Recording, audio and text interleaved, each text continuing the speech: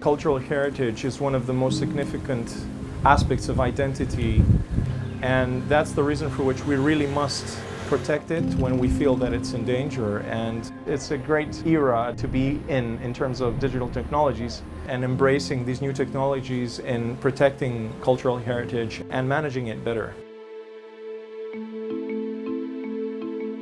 Cyprus has a variety of cultural heritage sites. If you're using Earth observation, which is part of space technology, there are opportunities for the researchers to do risk assessment, to detect archaeological buried areas, and to have a systematic monitoring tool for the archaeologists in order to monitor archaeological campaigns and activities. When we talk about satellite remote sensing, it means that you can cover a large area. Imagine that with one image you can cover almost all Cyprus. You can see the whole island. So we can monitor an archaeological site from space without touching, without destroying the archaeological site. Anything we use is non-destructive.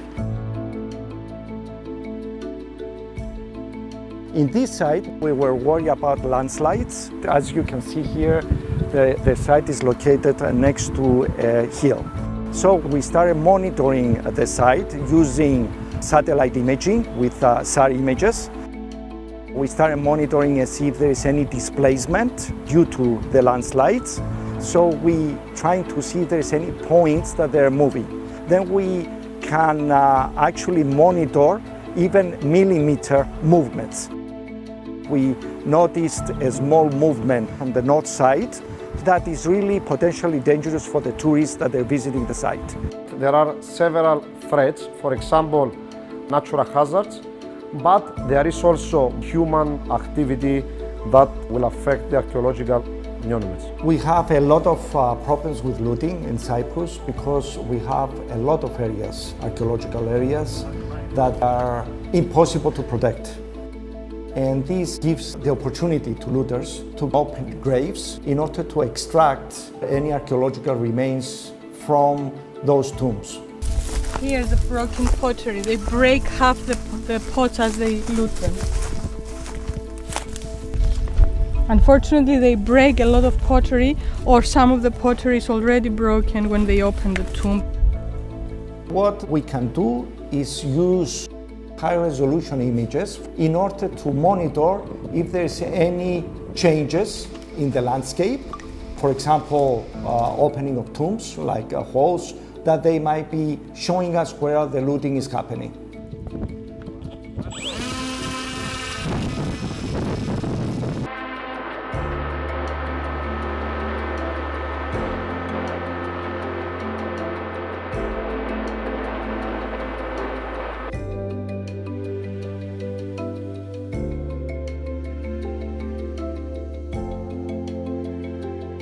What we're looking, there are holes in the ground because this is the area that we're flying. It used to be a necropolis, so there were a lot of tombs here, and what we're trying to see if there are any changes from previously and now in this area in order to define if there was any looting that occurred in the area.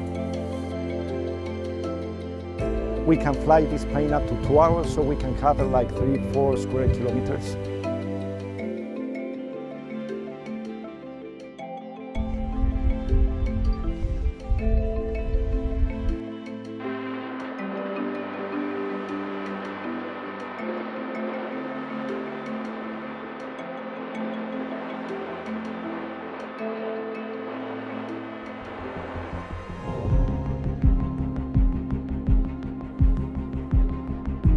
We also use aerial and UAV sensors for detecting buried archaeological remains. This is a custom-made drone that we mounted 2 cameras. The one is a camera that takes visible pictures, red, green, and blue, where the other one takes only red and infrared. The reason we do that is to create NDVI indices, where we take the infrared and we subtract the red, and we divide it with the addition of the infrared and the red. In this way, we find any stress vegetation. We see the shapes coming out from those NTVI indices. So whenever we get geometric shapes like rectangular or circular shapes, we know that there are some remains or there are some buildings of remains underneath those areas. And this, of course, can be investigated further with other ground techniques such as geophysical prospection. We are doing two different kinds of geophysical prospection. One is aimed at detecting cracks, voids, dishomogeneity. In this case, we use a georadar. We can penetrate up to 40-50 centimeters. It is also possible to obtain a 3D reconstruction of the object investigated.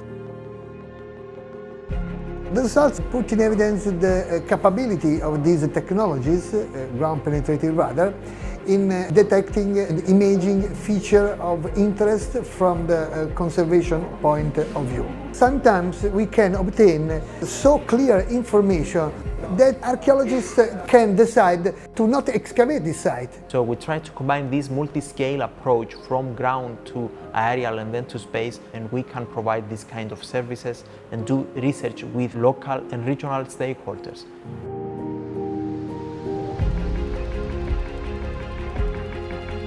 Now you have a lot of data. Now we're talking about big data. Imagine if you can use the cloud services of Copernicus. It's very easy, the processing, so you have to start thinking differently. We can have a long time series and we can investigate the change over time. And what is important to do is also to have some systematic monitoring. Imagine if you have a satellite image before and after an event. In a very quick time, you can detect areas that probably have been destroyed. We have to transfer our previous knowledge and history to our next generation to promote culture, education to the new generation, not only on the local level, but also on the global level.